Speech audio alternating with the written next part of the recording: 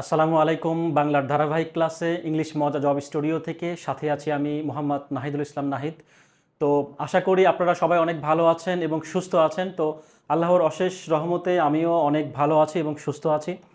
তো রাকিবুল ইসলাম আসসালামু আলাইকুম ওরহমতুল্লাহ জানিয়েছেন, সালাম জানিয়েছেন এবং জিজ্ঞাসা করেছেন কেমন আছেন। জি, ওয়ালাইকুম আসসালাম, আলহামদুলিল্লাহ, আল্লাহ অনেক ভালো রেখেছেন। যাই হোক, অনেকে আপনারা লাইভে যুক্ত হচ্ছেন আমাদের ক্লাসে। ওমর ফারুক ভাই সালাম জানিয়েছেন, অনেকেই সালাম জানিয়েছেন। তো যাই হোক, আপনাদের সবাইকে স্বাগত জানাচ্ছি আমাদের আজকের লাইভ সেশনে। তো আপনারা নিশ্চয় জানেন আমাদের যে এনটিআরসিকে কেন্দ্র করে অর্থাৎ নিবন্ধনকে কেন্দ্র করে আমাদের যে আয়োজন, সেটার কিন্তু যদি আমি বলি যে আমার বাংলার সাবজেক্টের জন্য, তো আজকে আমি পঞ্চমতম দিনের মতো কিন্তু হাজির হয়েছি।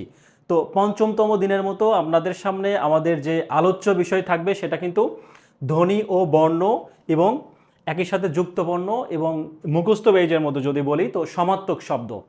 তো আপনারা নিশ্চয়ই অলরেডি রুটিন আপনারা পেয়ে গিয়েছেন, আমাদের পেজে দেওয়া রয়েছে, আমাদের যে প্রাইভেট গ্রুপটা রয়েছে সেখানে দেওয়া রয়েছে। তো প্রাইভেট গ্রুপের প্রসঙ্গে যদি আসি, তো প্রাইভেট গ্রুপটা কিন্তু সেই সকল স্টুডেন্টদের জন্য, সেই সকল চাকরি প্রার্থীদের জন্য যারা কিনা আমাদের এই বইটা অলরেডি ক্রয় করে ফেলছেন তাদের জন্য। তো এখানে কী কী ফ্যাসিলিটি রয়েছে আপনারা নিশ্চয়ই অবগত রয়েছেন। নিয়মিত পরীক্ষা নিতে হয়, নেওয়া হয় এবং একই সাথে আমাদের পিডিএফ এবং সাজেশন যেগুলো রয়েছে পর্যায়ক্রমে কিন্তু আপনাদের সব কিছুই কিন্তু সেখানে প্রদান করা হবে। তো ইতিমধ্যে নিশ্চয়ই জেনে গিয়েছেন আমাদের ফার্স্ট যে পরীক্ষা ছিল গতকালকে, তো সেটার ধারাবাহিকতায় কিন্তু আজকে আমি যদি আমার বাংলা সাবজেক্টের কথা বলি এবং ম্যাথ সাবজেক্ট, এই দুইটা সাবজেক্ট কিন্তু আজকে রাত্রে নিশ্চয়ই আপনারা জানেন আজকে পরীক্ষা রয়েছে, মডেল টেস্ট রয়েছে, ঠিক আছে। তো মডেল টেস্টের বিষয় নিয়ে আমি কথা বাড়াচ্ছি না, কারণ আপনারা ইতিমধ্যে জেনে গিয়েছেন যারা আমাদের প্রাইভেট গ্রুপে যুক্ত হয়েছেন আমাদের কয়টার থেকে পরীক্ষা, কিভাবে পরীক্ষা, এ টু জেড সব কিছু বিষয় কিন্তু সেখানে বিস্তারিত বলে দেওয়া হয়েছে। তো সুতরাং আমি প্রাইভেট গ্রুপ বিষয়ে বলছি না। তো অনেকের অভিযোগ যে তারা বই কিনেছেন বাট তারা আমাদের এই গ্রুপে যুক্ত হতে পারেননি, তাদের জন্য যেই কথা সেটা হচ্ছে আমাদের যে পেজ রয়েছে অবশ্যই সেখানে এসএমএস করবেন এবং এসএমএস এর মাধ্যমে আপনি আপনার সমস্যার কথা জানাবেন। হ্যাঁ, তো এভাবে কিন্তু সমস্যার কথা জানালে পর্যায়ক্রমে আমাদের যারা প্রতিনিধি রয়েছেন তারা আপনাদেরকে যুক্ত করে নেবেন। আর তারপরও যদি আপনাদের সমস্যা মনে হয় তাহলে আমাদের যে প্রতিনিধিগুলো রয়েছেন সেখানে আমাদের যে হেল্পলাইন রয়েছে সেখানে আপনারা চাইলে ফোন দিয়ে সব কিছু বিস্তারিত জেনে নিতে পারেন। ওকে, তো আমরা আজকে কথা বাড়াবো না, আমাদের যে প্রথম স্লাইড রয়েছে সেটা একটু দেখব। আর যে ফরহাদ রেজা বলেছেন এক্সাম দিতে পারি নাই, হ্যাঁ এক্সাম দিতে পারেন নাই, আজকে আমাদের পরীক্ষা রয়েছে। এক্সাম দেওয়ার প্রসেসটা আসলে কীরকম আমাদের গ্রুপে কিন্তু আরেকবার কষ্ট করে দেখে নেবেন, তাহলে কিন্তু বিস্তারিত জানবেন যে কিভাবে আসলে এক্সামটা দিতে হয়। ওকে, তো আমরা কথা বাড়াচ্ছি না, আমরা সরাসরি শুরু করে যাচ্ছি আমাদের স্লাইডে। তো আমাদের আমি কিন্তু প্রতিদিনই আপনাদের এইরকম একটা শুরুতেই একটা স্লাইড দিয়ে থাকি যেটা আসলে আপনাদের কোন অধ্যায়টা আসলে কতটুকু গুরুত্বপূর্ণ, কলেজের জন্য কতটুকু গুরুত্বপূর্ণ, স্কুলের জন্য কতটুকু গুরুত্বপূর্ণ। তো এটা একটু অ্যানালাইসিস করে দেওয়া হয়, এই কারণে দেওয়া হয় যাতে করে আপনারা নিজেরাই বুঝতে পারেন যে কোন টপিকটা বা কোন অধ্যায়টা আসলে এনটিআরসি এর জন্য খুবই গুরুত্বপূর্ণ, কোন অধ্যায়টা একটু কম গুরুত্বপূর্ণ। তো এই বিষয়গুলো যখন আপনি নিজে জানবেন তখন কিন্তু আপনার নিজের থেকেও প্রস্তুতিটা নেওয়া আসলে অনেক সহজ হবে এবং কোন অধ্যায়টাকে আসলে একটু বেশি গুরুত্ব দেওয়া উচিত আর কোন অধ্যায়টাকে কম গুরুত্ব দেওয়া উচিত, এই সব কিছু বিষয় কিন্তু আপনারা খুব সহজে বুঝতে পারবেন। একটু খেয়াল করি আজকে যে অধ্যায়টা রয়েছে ধ্বনি এবং বর্ণ, আমি কিন্তু এই অধ্যায়টাকে দুইটা ক্লাসে ভাগ করেছি, অর্থাৎ আজকে আমরা মোটামুটি যে যতটুকু পারি করব এবং পরবর্তী ক্লাসে কিন্তু আমরা যেই দিন আমার ক্লাস থাকবে সেই দিন বাকি অংশটা করব, ঠিক আছে। তো প্রথমে যদি দেখি যে বিগত পরীক্ষাগুলোতে আসলে এই অধ্যায় থেকে কেমন ছিল কমন, খেয়াল করি ষষ্ঠ থেকে যদি বলি কলেজের ক্ষেত্রে প্রথম দিকে খুব একটা আসেনি, কিন্তু 11, 12, 13-তে লাস্ট 14 পর্যন্ত, অর্থাৎ 11তম, 12তম, 13 এবং 14তমতে কিন্তু নিবন্ধন পরীক্ষা এই অধ্যায় থেকে বেশ একাধিক প্রশ্ন এসে থাকছে। হ্যাঁ, অর্থাৎ 3টা প্রশ্ন কিন্তু চলে আসার নজির রয়েছে, যদিও 18তম, 17তমতে আসেনি, তবে ধরে নেওয়া যায় যে পরবর্তীতে নেক্সট 19তম যদি বলি বা নবম নিবন্ধন যেটাই আমরা বলি না কেন, আশা করি এই অধ্যায় থেকে একটা কলেজ পর্যায়ে কমন পড়বে আশা করা যায়। আর স্কুল পর্যায়ের কথা যদি বলি, স্কুল পর্যায়ে যদিও আগে অতটা আসেনি, অর্থাৎ 6 থেকে যদি আমি 10তম বা 13তমের কথা যদি বলি, বা 12তম পর্যন্ত কিন্তু অতটা আসেনি, বাট রিসেন্ট কিন্তু খেয়াল করে দেখতে পাচ্ছি যে 17, 16, 15 থেকে কিন্তু চলে আসছে। তো ওভারঅল যদি বলি যে এই অধ্যায়টা একদম বেশি ইম্পর্টেন্ট না, বাট আবার ফেলেও দেওয়া যাবে না, মোটামুটি ইম্পর্টেন্ট। এবং আমরা চাই যে যে অধ্যায়গুলো আসলে খুবই গুরুত্বপূর্ণ সেগুলো তো পড়বই। তো খেয়াল করি এটা কিন্তু কলেজের জন্য গুরুত্বপূর্ণ বলা যায়, কেননা যদিও 3-4 বার মাঝখানে আসেনি, তো আশা করা যায় পরবর্তীতে আসার সম্ভাবনা রয়েছে। তো সুতরাং একটু খেয়াল করি। তো এটা একটা বিষয়। আর মুখস্থ বেইজের কথা যদি আমরা বলি, একটু খেয়াল করব যে সমার্থক শব্দ আপনারা নিশ্চয় জানেন, আমার রুটিনে দেওয়া ছিল যে 4 দিন হচ্ছে বাগধারা। আমি কিন্তু বাগধারার জন্য পিডিএফ দিচ্ছি না, এই কারণে দিচ্ছি না, বাগধারার যে বিগত বেইজ যে প্রশ্নগুলো রয়েছে এগুলো কিন্তু যে কোনো জব সলিউশন বলুন বা যে কোনো সিরিজের বই বলুন সেখানে কিন্তু দেয়া রয়েছে। তো সুতরাং আমি আলাদাভাবে ওগুলো দিচ্ছি না, ওগুলোই বারবার প্র্যাকটিস করতে হবে। এবং ওগুলো প্র্যাকটিস করা শেষ হয়ে গেলে আপনি চাইলে কিন্তু তারপর ভেতর থেকে আপনি চাইলে অধ্যায়ের যে কোনো অধ্যায়ের ভেতর থেকে পড়তে পারেন। তবে আমার অনুরোধ থাকবে আপনি যেগুলো আসলে বিগত প্রশ্ন এগুলোই বারবার প্র্যাকটিস করেন, আশা করি এখান থেকেই কমন পড়বে ইনশাল্লাহ। ঠিক আছে। আর সমার্থক শব্দ একটু খেয়াল করব, সমার্থক শব্দ আসলে নিবন্ধন পরীক্ষায় আসেনি এরকম খুব রেয়ার, প্রতিবারই আসছে, শুধুমাত্র সম্ভবত এই শেষের দিকে অর্থাৎ প্রথমের দিকে কিন্তু কম আসতো, বাট পরবর্তীতে খেয়াল করে দেখবো 11তম নিবন্ধনে কিন্তু 5টা আসছিল সমার্থক শব্দ, সর্বোচ্চ কলেজ পর্যায়ে 5টা আসছে। তারপরে কি 13তমতে 4টা আসছে, 3টা আসছে, হ্যাঁ একটা তো আসছেই। তো সুতরাং একটা তো আসবেই, 2টা 3টা ইভেন 4টা 5টা পর্যন্ত কিন্তু আমরা এই সমার্থক শব্দ পরীক্ষায় আসতে দেখেছি বা দেখলাম। তো এতে করে আমরা মরাল অফ দ্য স্টোরি বা সামারিটা হচ্ছে এরকম যে এই অধ্যায়টা বা সমার্থক টপিকটা খুবই গুরুত্বপূর্ণ, মানে খুবই গুরুত্বপূর্ণ, এটা পড়তেই হবে। হ্যাঁ এটার কোনো আসলে সার নাই, এটা আসবেই, মাস্ট আসবে। তো সুতরাং আমরা 2টা বিষয় খেয়াল করলাম, একটা হচ্ছে ধ্বনি এবং বর্ণ এবং আরেকটা হচ্ছে সমার্থক শব্দ। তো এই অধ্যায়গুলো আসলে কতটা গুরুত্বপূর্ণ এনটিএস এর জন্য সেটা একটু আমরা দেখলাম। তো এখন আমরা আমাদের স্লাইডে শুরু করব।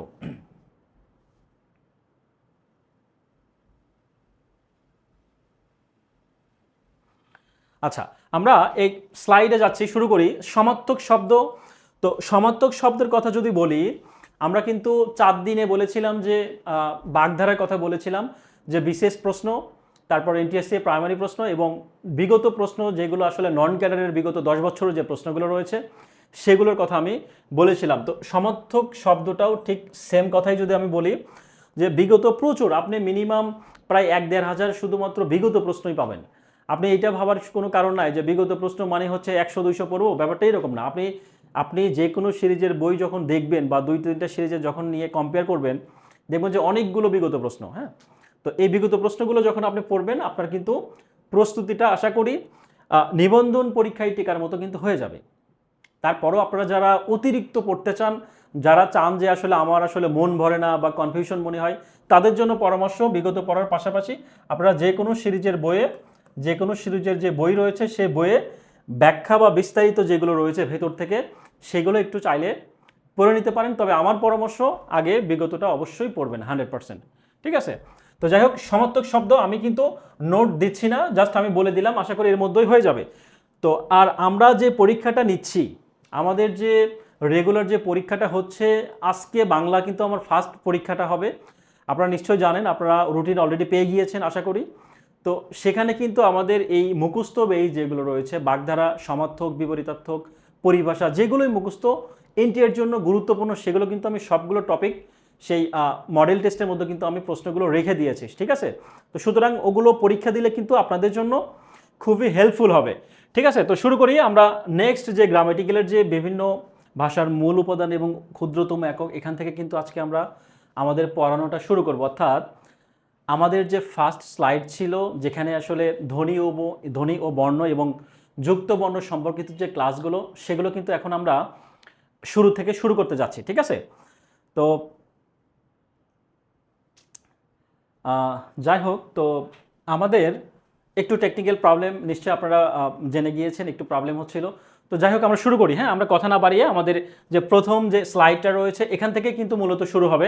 আমি জাস্ট সমার্থক শব্দের বিষয়টা একটু জাস্ট বেসিক বুঝিয়েছিলাম যে আসলে কিভাবে পড়তে হবে না হবে, সেটা আসলে বাগধারার মতো ঠিক একই রকমভাবে কিন্তু আপনারা বিগত প্রশ্ন যেগুলো পড়তে হবে সেগুলো কিন্তু আমি বলে দিয়েছি। যাই হোক, তো আমরা শুরু করে দেব যে বিভিন্ন উপাদান এবং উপকরণ সম্পর্কিত যে আলোচনা। তো পরীক্ষায় কিন্তু অনেক সময় আসে যে ভাষার মূল উপকরণ কি, বা বাক্যের মূল উপাদান কি, বা শব্দের ক্ষুদ্রতম একক কি। তো এই বিষয়গুলো কিন্তু আমরা পরীক্ষায় সেন্টারে যাই এবং আমরা তোতাপাখির মতো মুখস্থ করি, বুঝি বা না বুঝি, আমরা কিন্তু পরীক্ষায় অনেক সময় কি করি, কনফিউশনে উল্টাপাল্টা দাগিয়ে কিন্তু চলে আসি।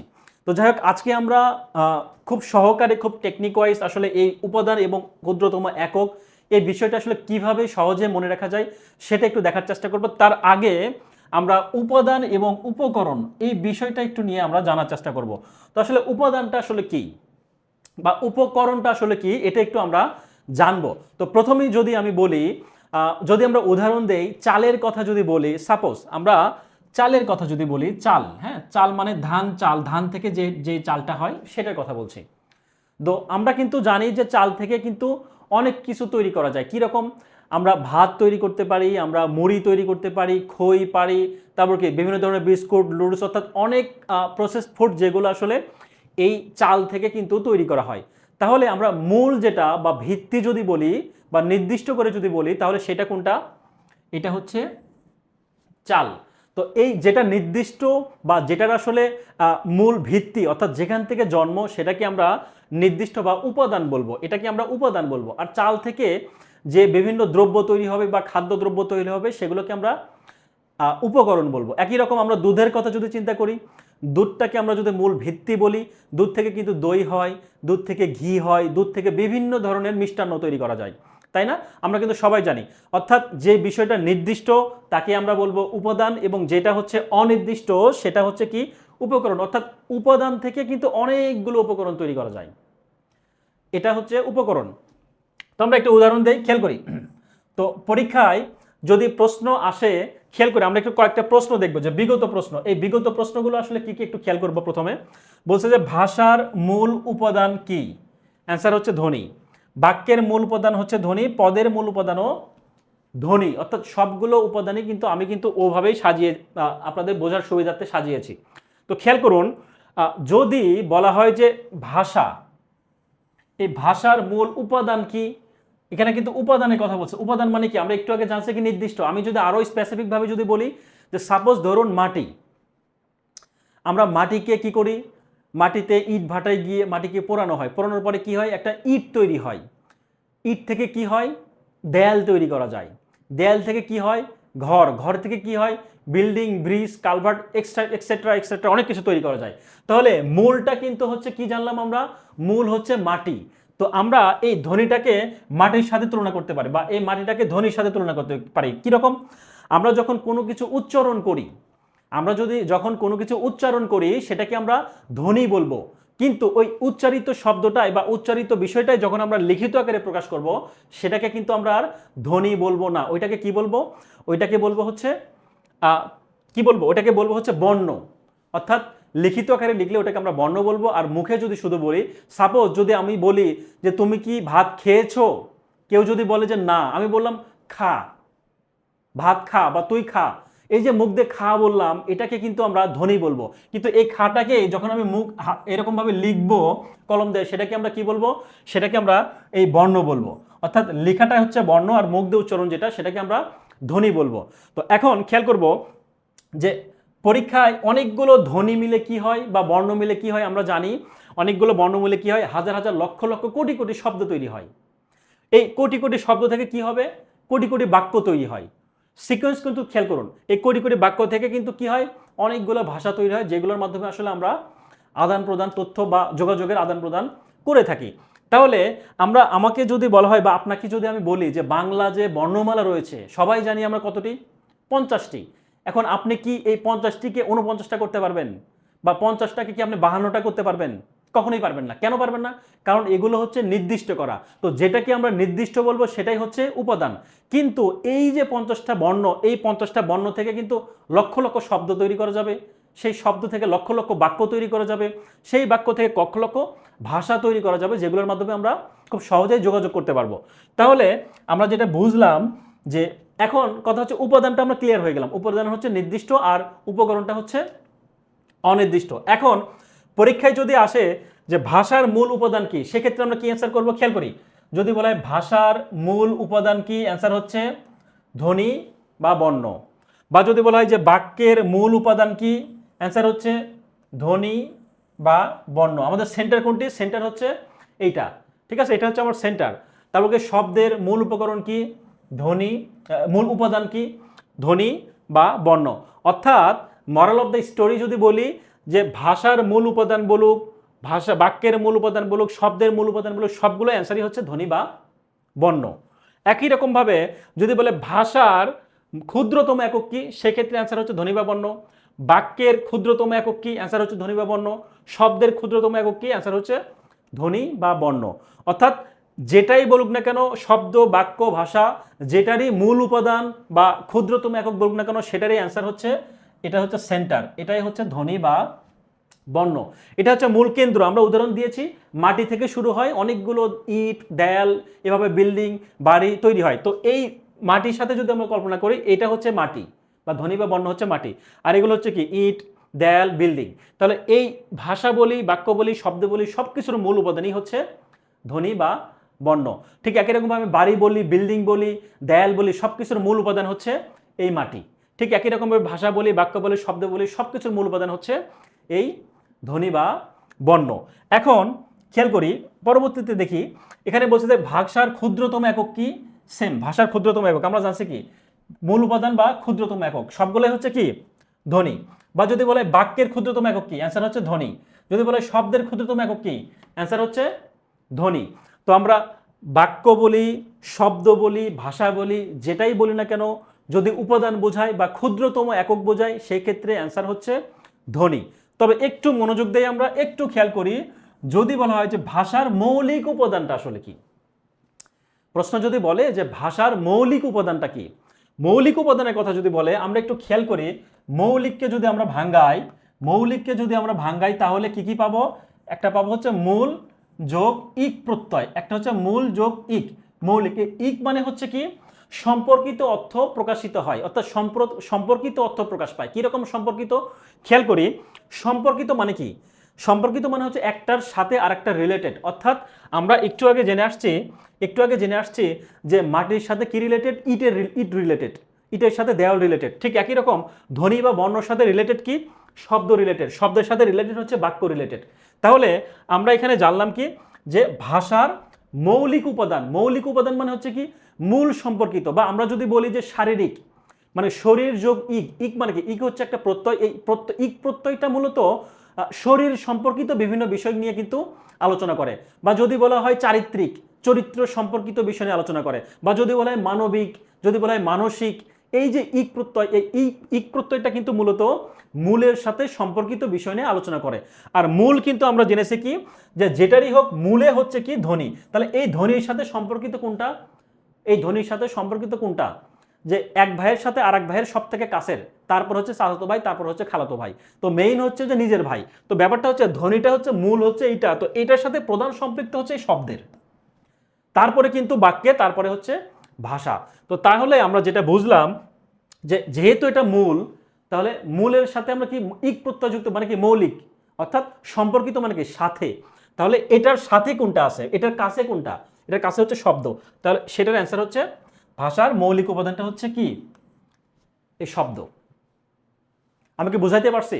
যদি আপনাদের বুঝতে প্রবলেম হয় তাহলে আপনারা অবশ্যই কমেন্টে জানাবেন, ঠিক আছে? আমি চেষ্টা করব আমি বিষয়টা বুঝে ক্লিয়ার করার জন্য।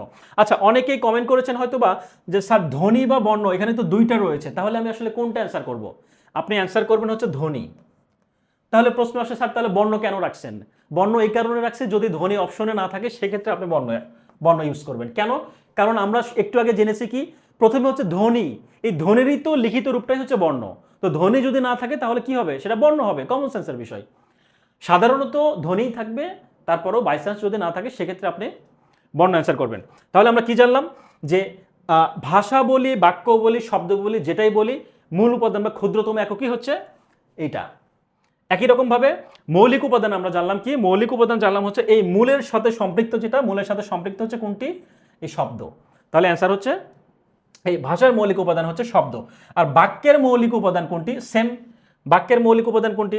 খেয়াল করি এখানে কি বলছে, বাক্যের মৌলিক উপাদান হচ্ছে কি? শব্দ। বাক্যেরও মৌলিক উপাদানটা কিন্তু, বাক্যেরও মূল উপাদানটা কিন্তু সব একই। তাহলে মূল যেহেতু এটা, তাহলে এটার সাথে যেটা সেটাই। সেটা হচ্ছে মৌলিক উপাদান।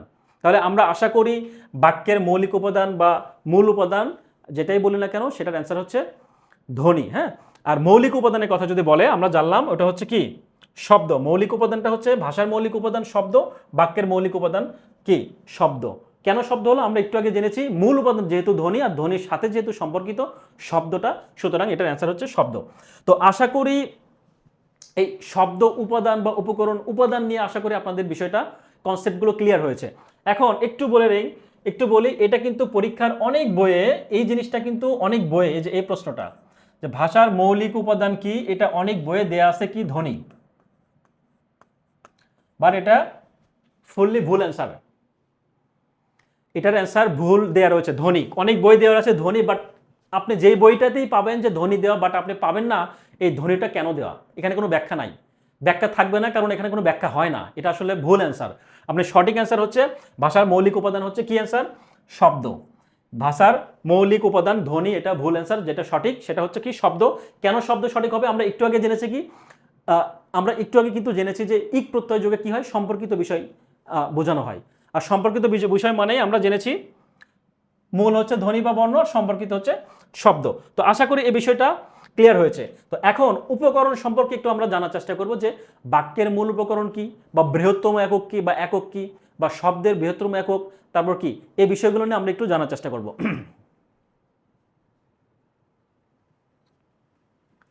আচ্ছা, তো এখন একজন জিজ্ঞেস করতেন, শিমুল আহমেদ বলেছেন যে স্যার ভাষার সাথে তো বাক্য ক্লোজ, ভাষার সাথে বাক্য ক্লোজ। একটু ক্লিয়ার করে দেই, ভাষার সাথে বাক্য ক্লোজ, তাহলে অ্যান্সারটা বাক্য কেন হলো না? এই তো কথা। এটা প্রশ্ন কি আসছে? প্রশ্ন আসছে যে ভাষার মৌলিক উপাদান। এই তো ভাষার মৌলিক উপাদান হচ্ছে কি, আমি বলেছি শব্দ, বাট একজন কমেন্ট করেছেন যে ভাষার সাথে তো স্যার বাক্য ক্লোজ, এই জন্য বাক্য অ্যান্সার হবে। বাট নো, ভাষার সাথে বাক্য ক্লোজ না। কেন না? আমরা কিন্তু বলেছি কি প্রথমে আপনি মূলটা বুঝবেন। মূল মানে কি? এক নারী, মূল ভিত্তি, যেখান থেকে তার জন্ম, এটা হচ্ছে উপাদান। তাহলে যদি বলে ভাষার মূল উপাদান ধ্বনিবর্ণ, শব্দের বাক্যের সবই হচ্ছে ধ্বনিবর্ণ, এটা কিন্তু আমরা ক্লিয়ার। কিন্তু আপনি বলছেন ভাষার মৌলিক উপাদান কেন বাক্য হলো না? কেন বাক্য হবে? এটা হবে না। কেন হবে না? কারণ ভাষার মূল উপাদান তো আমরা জানি এটা, তাহলে মূলের সাথে সম্পৃক্ত হবে। তাহলে মূলের সাথে সম্পৃক্ত কি? প্রথমেই তো আপনি ধ্বনি ইটের পরে কি আসে? আপনি মাটির থেকে মাটিকে না পোড়াই কি আপনি দেওয়াল বানাবেন? আগে তো মাটি পুঁততে হবে, তারপরে হচ্ছে আপনি ইট বানাবেন। ইট পাওয়ার পরে তো আপনি দেওয়াল করবেন, তারপরে তো আপনি বিল্ডিং করবেন। তাহলে মূল হচ্ছে আগে আপনাকে কি করতে হবে?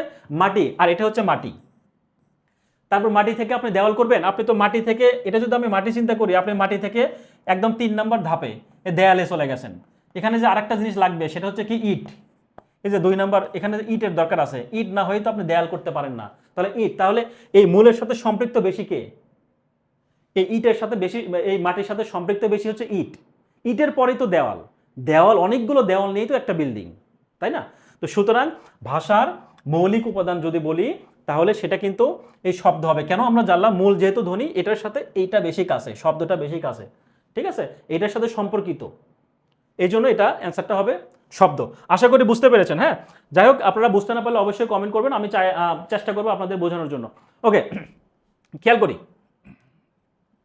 পরবর্তীতে খেয়াল করি উপকরণটা একটু জানার চেষ্টা করব। উপকরণটা আসলে কি একটু দেখব। এখানে প্রশ্ন বলছে কি ভাষার মূল উপকরণ হচ্ছে বাক্য, বাক্যর মূল উপকরণ হচ্ছে শব্দ, শব্দের মূল উপকরণ হচ্ছে ধ্বনি, ভাষা বা বৃহত্তম একক হচ্ছে কি বাক্য। সব মাথার উপর দিয়ে গেল, ঠিক না? তো এই বিষয়টা আসলে একটু আমরা বুঝিয়ে টেকনিক করে পড়বো, যাতে করে আমরা খুব সহজেই মনে রাখতে পারি। আর আমি যে উদাহরণগুলো দিয়েছি এগুলো সব টেকনিক ওয়াইজ মনে রাখার জন্য সিকোয়েন্স অনুযায়ী দিয়েছি। এগুলো কোনো বইয়ে এরকম সিকোয়েন্স অনুযায়ী আপনি পাবেন না, কোনো বইয়ে পাবেন না। আমি শুধুমাত্র আপনাদের বোঝানোর সুবিধার্থে সিকোয়েন্স অনুযায়ী দিয়েছে, মনে রাখার সুবিধার্থে। কিরকম একটু খেয়াল করি। আমরা উপকরণটাই নিশ্চয় জানলাম, উপকরণটা জানলাম, যেটা মূল ভিত্তি সেটা হচ্ছে আমরা উপাদান জানি। উপাদান থেকে অনেকগুলো বিষয় তৈরি হতে পারে, বস্তু তৈরি হতে পারে, সেগুলোকে আমরা উপকরণ জানলাম। তো এখন কথা হচ্ছে এখানে বলছে ভাষা, এই ভাষার মূল উপকরণ কি? আগে জানছি কিন্তু উপাদান, এবার হচ্ছে উপকরণ। এই দুটা কিন্তু মাথায় রাখতে হবে। তো ভাষা, ভাষা হচ্ছে এই যে ভাষা, ভাষার মূল উপকরণ কি? বাক্য। এখন এখান থেকে কিন্তু এক ধাপ সামনে আসছে, খেয়াল করি। ভাষার মূল উপকরণ হচ্ছে কি? এই যে বাক্য। এখন এই বাক্যের মূল উপকরণ কি? এক ঘর আগে যাবে, শব্দ। এখন এই শব্দের মূল উপকরণ কি? এক ঘর আগে যাবে, শব্দের মূল উপকরণ কি? ধ্বনি। তাহলে এই তিনটা কি আপনি কখনো কোনোদিন ভুল হবে? আপনি যদি এই সিকোয়েন্সটা তৈরি করতে পারেন, আর না পারার কিছু নাই। তো আপনি তো জানেন যে ধ্বনি, প্রথমে একটা ধ্বনি উচ্চারণ করি, তারপরে হচ্ছে শব্দ হয়, অনেকগুলো শব্দ মিলে বাক্য, অনেকগুলো শব্দ মিলে পরে ভাষা। তাহলে ভাষার মূল উপকরণ যদি বলে আগেরটা বাক্য, বাক্যের মূল উপকরণ যদি বলে আগেরটা শব্দ, আর শব্দের মূল উপকরণ যদি বলে আগেরটা ধ্বনি। এখন ভাষার একক বা বৃহত্তম এককের কথা যদি বলে, এই যে একক বা বৃহত্তম এককের কথা যদি বলে, যে ভাষার একক বা তার মানে কি এক ঘর আগে বাক্য, তাহলে বাক্যর একক বা বৃহত্তম একক কি? এই যে এক ঘর আগে। কি ক্লিয়ার? আমার কথা ক্লিয়ার?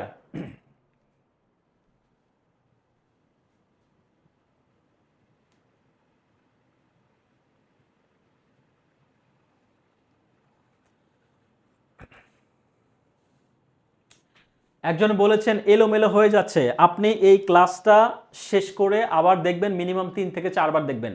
আপনি এই বিষয়টা মুখস্থ যতক্ষণ করবেন, 1 ঘন্টা লাগবে আপনার মুখস্থ করতে, তারপর আপনি ভুলে যাবেন। বাট আপনি 3 বার এই ভিডিওটা রিপিট দেখবেন, তাহলে আপনার এই বিষয়টা ক্লিয়ার হয়ে যাবে, মুখস্থ করতে হবে না। ঠিক আছে, মুখস্থ করতে হবে না। আচ্ছা, তুলিকা তুলি বলেছেন ক্লিয়ার স্যার। ওকে, ক্লিয়ার হইলেই ভালো। তাহলে আমি মরাল অফ দ্য স্টোরি, বা আমি যদি একদম সামারি যদি বলি, তাহলে আমরা প্রথমেই দুটা ভাগ করব। একটা হচ্ছে উপাদান এবং ক্ষুদ্রতম একক, আর একটা হচ্ছে উপকরণ একক এবং বৃহত্তম একক। তো উপাদান যেটা, সেটা যেটাই হোক, সেন্টার হচ্ছে এক জায়গায়, সেন্টার হচ্ছে এক জায়গায়। কোন জায়গায়? সেটা হচ্ছে ধ্বনি বা বর্ণ, সেটা শব্দ হোক বাক্য হোক যাই বলুক, অ্যান্সার হচ্ছে এই জায়গায়। শুধু মৌলিক যদি বোঝায়, মৌলিক মানে কি? মূলের সাথে সম্পর্কিত, এটা হচ্ছে মূল, এর সাথে সম্পর্কিত হচ্ছে কি? এই যে এটা, তার মানে অ্যান্সার হচ্ছে শব্দ হবে মূলের সাথে হইলে। আর উপকরণ যেটা রয়েছে সেটা হচ্ছে এক ঘর আগে যাবে। কিরকম? যেটারই উপকরণ বলবে, ভাষার উপকরণ বললে বা একক বৃহত্তম একক বললে আগেরটা হবে, বাক্যেরটা বললে আগেরটা, শব্দেরটা বললে আগেরটা, এরকম। বাক্যের বললে এরকম সেম। ঠিক আছে, বৃহত্তম একক বললে এক ঘর শুধু আগে যাবে, দ্যাটস ইট, আর কিছু না। তো আশা করি বুঝেছেন। ওকে, আমরা নেক্সট একটু চলে যাব। খেয়াল করি যে ধ্বনি এবং বর্ণ সম্পর্কে যে বিষয়গুলো রয়েছে একটু খেয়াল করি। যে ভাষার ক্ষুদ্রতম একককে কি বলে? আমরা জানি ধ্বনি বলে। তো বাকযন্ত্রের সাহায্য অর্থবোধক আওয়াজকেও কিন্তু ধ্বনি বলে, বা এক বা একাধিক ধ্বনির মিলনে শব্দ গঠিত, এটা আমরা সবাই জানি। এখন একটু আগে আমি বলেছি কি, যে ধ্বনির লিখিত রূপকেই হচ্ছে কি বলে? ধ্বনি যে বলছি সেটা লিখিত রূপ হচ্ছে বর্ণ বলে, এবং এটা হচ্ছে কি?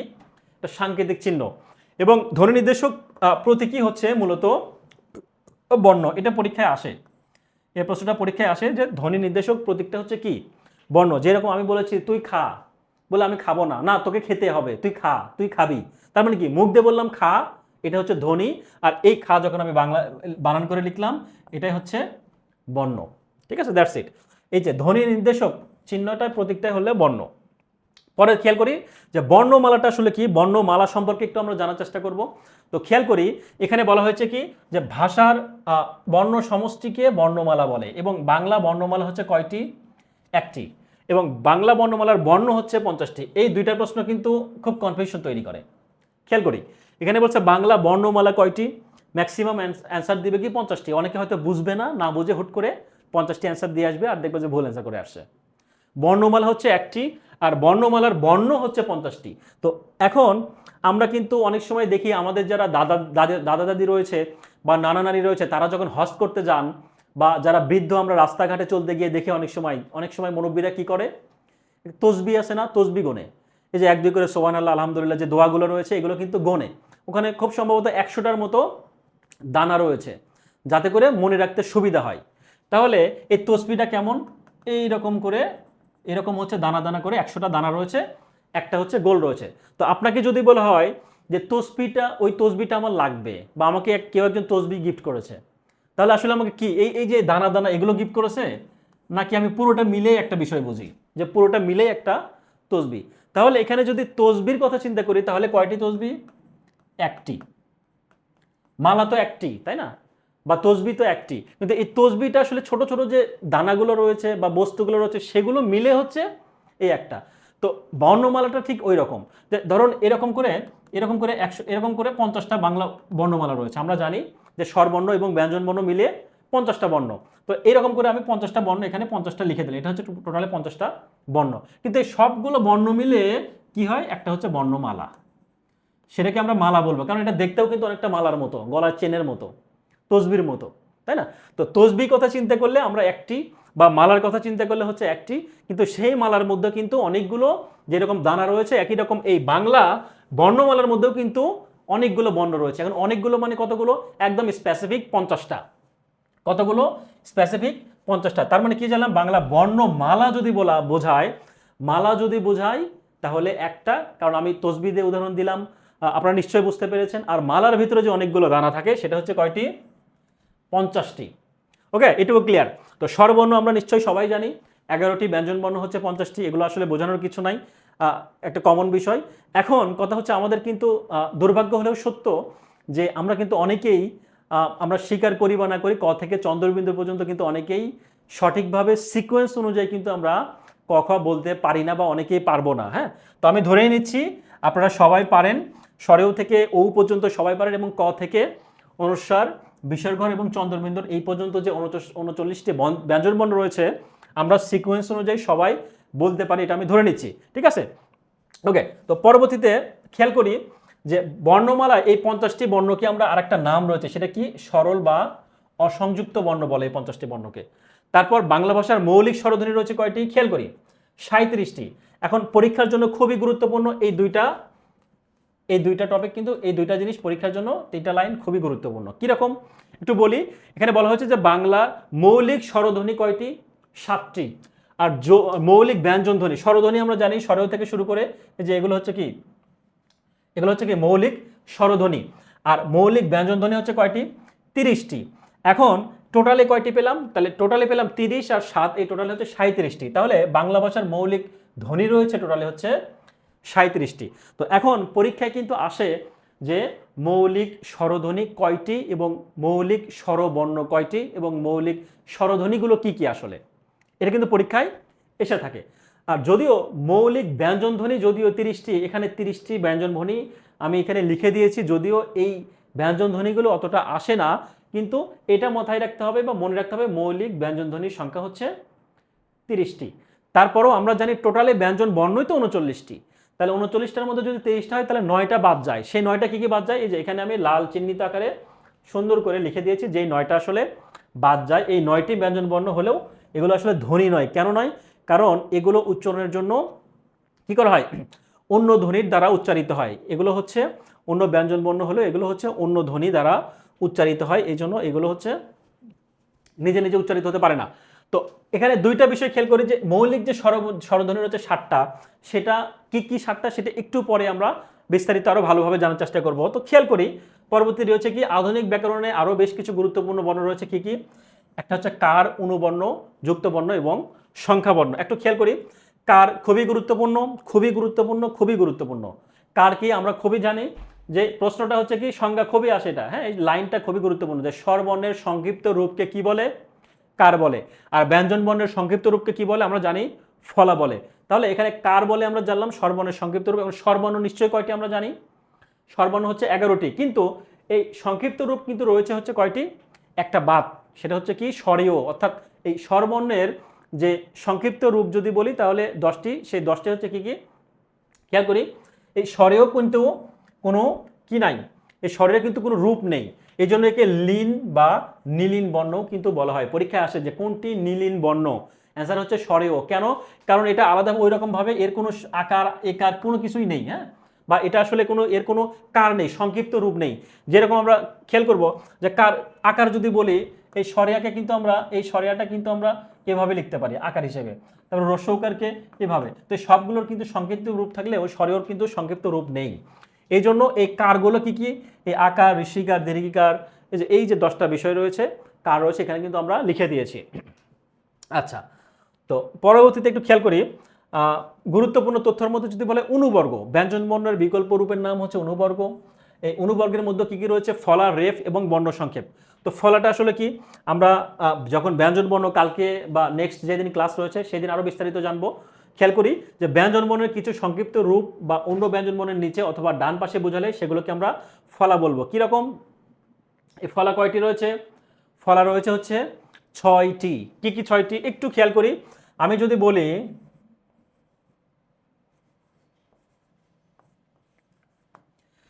হ জ ব র ল, হ্যাঁ, হজবরল একটা আমরা বলি না অনেক সময় যে কি পরীক্ষা দিছো যে একদম হজবরল অবস্থা বা খুব বিশৃঙ্খল এলোমেলো অবস্থা, আমরা বলি না অনেক সময়। আহ, এটা কিন্তু হজবরল অবস্থা। তো এই হজবরলটাকে আমরা যদি এই হটাকে বাদ দেই তাহলে কি কি পাচ্ছি? অন্তুস্থ জ, ব, র, ল, এখানে কয়টি বর্ণ পেলাম? 4টি। সাথে যদি আমি দেই যে মন, মু এবং দন্ত ন, তো আমি যদি বলি যে আমার মনটা একদম হজবরল অবস্থা বা আমার মনের অবস্থাটা খুব একটা ভালো নেই, কেন? মনের অবস্থাটা হজবরল অবস্থা, বিশৃঙ্খল অবস্থা, এলোমেলো অবস্থা, কেন হয়েছে? কোনো একটা কারণে। তাহলে আমি যদি এভাবে চিন্তা করি তাহলে এই যে ফলা যে 6টি, তাহলে এই ফলা 6টি কি কি খেয়াল করি। এই যে হ পড়লাম না আমরা, খেয়াল করি এই হটা বাদ দেই তাহলে অন্তুস্থ জ, এই যে জ, তারপর কি ব, তাই বটা কোথায় রয়েছে? এই যে ব, ব ফলা, তারপর কি র, এই যে র ফলা, তারপর কি ল, এই যে ল ফলা, ঠিক আছে। তারপর যদি বলি মন, মনটা ভালো নেই, তাহলে কি এই যে মন, মো এবং নফালা, মফালা এবং নফালা, এই যে টোটালে 6টা, অর্থাৎ এখানে এখানে হচ্ছে 4টি আর এখানে হচ্ছে 2টি, এই টোটালে 6টি হচ্ছে আমাদের ফলা।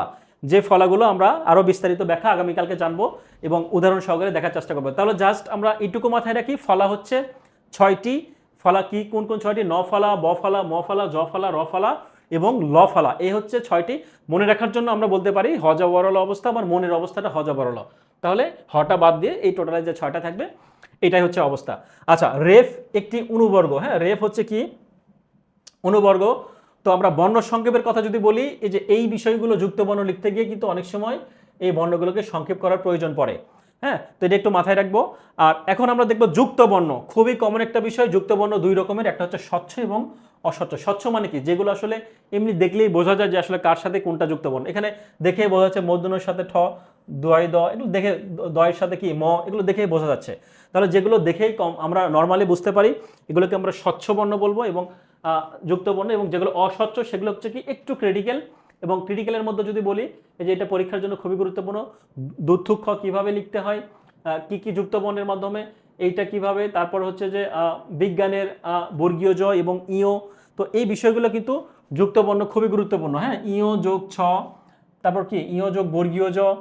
হ্যাঁ, তো এই বিষয়গুলো ইও যোগ চ, বঞ্চনা, বঞ্চিত। হ্যাঁ, তো এই বিষয়গুলো ব্রাহ্মণবাড়িয়ার হ যোগ মো, তো এই বিষয়গুলো কিন্তু পরীক্ষার জন্য খুব গুরুত্বপূর্ণ। আচ্ছা, তো এখন বাংলা ভাষায় সংখ্যা নির্দেশের জন্য 10টি সংখ্যা বর্ণের কথা বলা হয়েছে। সেই 10টি কিন্তু আমরা জানি 0 থেকে শুরু করে 9 পর্যন্ত। 0 থেকে শুরু করে 9 পর্যন্ত। কে আর সুজন বলেছেন, কমেন্ট করেছেন ম ফলার অনেকগুলো উদাহরণ দিয়েছেন, অনেক ধন্যবাদ। আচ্ছা, আসিয়া বিনতে আলী বলেছেন স্যার মজার লবণও বলা যায়। জি অবশ্যই, আমি জাস্ট এটা আমার কাছে এরকম মনে হয়েছে, বাট আপনি আপনার মতো করে যেটা যেভাবে পড়লে আসলে আপনার মনে থাকবে আপনি সেভাবেই পড়বেন। নট নেসেসারি যে আমার এই দেখানোটাই হতে পারে, এমনও হতে পারে যে আমার থেকে আপনাদের কোনো ভালো কোনো টেকনিক জানা আছে, সেই বিষয়গুলো আপনারা এমনি পড়ে নেবেন নর্মালি। ঠিক আছে, এ হচ্ছে বিষয়। আর আমি বরাবরই বলে আসছি আমি আসলে টেকনিকের পক্ষে না, কারণ এগুলো আসলে পরীক্ষার সেন্টারে গিয়ে কনফিউশন তৈরি করে, ভুলের পরিমাণটা বাড়িয়ে দেয়। তো সুতরাং একটু নর্মালি মনে থাকলেও পরীক্ষার সেন্টারের জন্য যেটা আমার ক্ষতি, ওইটা আমি চাইবো না যে। আচ্ছা, খেয়াল করি স্বরধ্বনি আমরা নিশ্চয়ই জানি। স্বরধ্বনি কয়টি? 11টি। এই যে সরেয়া থেকে শুরু করে, সরেও থেকে শুরু করে, এই যে সরেও থেকে শুরু করে একদম ও পর্যন্ত, এই যে 11টি আমরা জানি। তার মধ্যে কার একটু আগে জেনে আসছি, কার কয়টি? এই যে সরেয়ার সাথে আকার, রস্বইর সাথে রস্বইকার, দীর্ঘের সাথে দীর্ঘিকার, এগুলো সবগুলো কিন্তু কি কার রয়েছে? 10টি। এই রকম করে এই যে 10টি কার। আর যেটা নেই, যে কারটা নেই সেটা হচ্ছে স্বরেয়। এই যে স্বরেয়, এটা এই জন্য স্বরেয়কে আমরা নীলিল বর্ণ নামে চিহ্নিত করতে পারি। তো একটু আগে আমরা জেনেছি। তো খেয়াল করি স্বরধ্বনির লিখিত রূপকে স্বরবর্ণ বলে। স্বরবর্ণ 11টি, পূর্ণরূপ এবং সংক্ষিপ্ত রূপ রয়েছে, 2টি লিখিত রূপ রয়েছে। তো আমরা খেয়াল করি যে স্বরবর্ণের পূর্ণরূপের মধ্যে কি রয়েছে, খেয়াল করি এখানে অনেক শব্দের শুরুতে পূর্ণরূপ মানে কি, শব্দের শুরুতে একটা স্বরেয় আছে। হ্যাঁ, শব্দের শুরুতে এই যে স্বরেয়, শব্দের শুরুতে হ্যাঁ রি, অর্থাৎ স্বরবর্ণ রয়েছে। আবার এটা কি শব্দের মাঝখানে, শব্দের মাঝখানে হ্যাঁ ও, আর এটা কি শব্দের শেষে। তো এই বিষয়টা বলা হয়েছে যে বাংলা ভাষা লেখার সময় কোনো শব্দে স্বাধীনভাবে স্বরবর্ণ বসলে তার পূর্ণরূপ ব্যবহৃত হয়, অর্থাৎ পূর্ণরূপ ব্যবহৃত হয়েছে, কিন্তু এখানে আকার ঋষিকার কোনো কিছু ব্যবহৃত হয় নাই। ঠিক আছে, তো এই বিষয়গুলো আমরা একটু রিডিং করে নেব। আর পরবর্তীতে খেয়াল করি এই জিনিসটা বারবার আসছে, স্বরবর্ণের সংক্ষিপ্ত রূপকে কার বলে, কার চিহ্ন 10টি, শুধু সরেয়াকারের কোনো কার নেই, এটাকে আমরা নীল বর্ণ বলি, এর আগেও পড়ে আসছি। তো এখন দেখবো হচ্ছে মাত্রাগত দিক থেকে আসলে কয় প্রকার, এটা পরীক্ষার জন্য গুরুত্বপূর্ণ। মাত্রাগত দিক থেকে কত প্রকার এটা আমরা, আচ্ছা রানী হোসেন বলেছেন অনেক কিছু টেকনিকে মনে থাকে, জি।